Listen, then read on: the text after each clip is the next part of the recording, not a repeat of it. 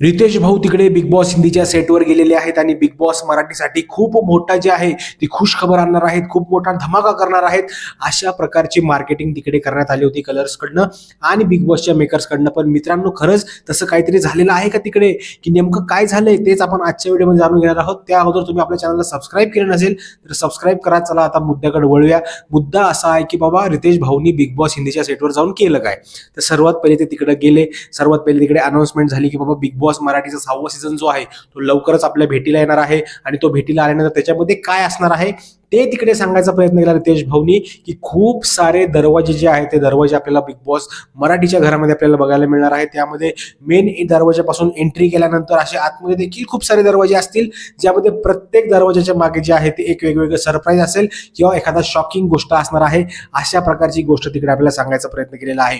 तिकडे थीमची अनाउन्समेंट झालेली नाहीये, तिकडे ना डेट अनाउन्समेंट झालेली आहे. असं वाटलं होतं तिकडे तारीख येईल की बाबा आज या 2 दिवसामध्ये किंवा आताच प्रोमो येतोय लगेच की 2 दिवसामध्ये आपला बिग बॉस मराठी चालू होतोय. अशा प्रकारची हाईप मेकर्सने तिकडे केली होती ना.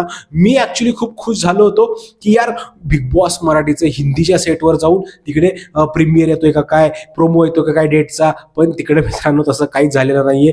मला पूर्ण एपिसोड बघितल्यानंतर असं वाटलं यार काय प्रॉब्लेम झाला हा.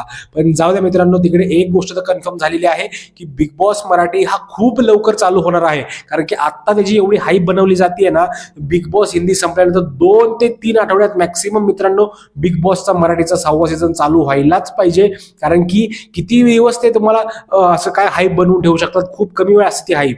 तर ती हाईप बनवलेली आहे आता ह्यांनी हिंदीच्या सेटवर जाऊन, आणि ही हाईप मॅक्सिमम 3 आठवडे जे आहे ते आपल्याला बिग बॉस मराठी सीझन 6 सुरू करण्यासाठी असू शकते. तर मोस्ट प्रोबेबली पुढच्या 15 ते 20 दिवसामध्ये जे आहे ते बिग बॉस मे बी म्हणजे 7 तारखेनंतर 15 ते 20 दिवसामध्ये मे बी आपल्याला बिग बॉस मराठीचा 6वा सीझन बघायला मिळणार आहे डेफिनेटली. कारण की प्रॉपरली हाईप आणि मार्केटिंग जी आहे ती बिग बॉस मराठीची चालू झालेली आहे.